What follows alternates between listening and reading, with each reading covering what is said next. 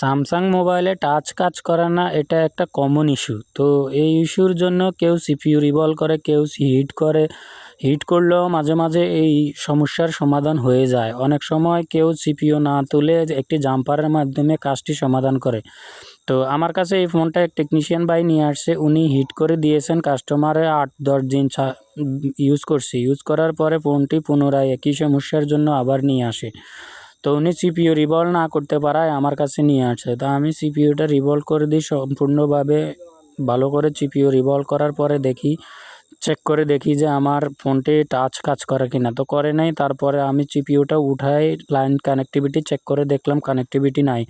তো কানেক্টিভিটিটা আমি রিপেয়ার করার পরে সিপিইউটা পুনরায় বসানোর পরে ফোনটি অন করে দেখি যে আমার ফোনটি সঠিকভাবে কাজ করে কিনা। তো দেখতেছেন আমার ফোনটি চালু হচ্ছে। চালু হওয়ার পরেই বুঝতে পারবো যে আমার ফোনটি টাচ সমাধান হয়েছে কিনা।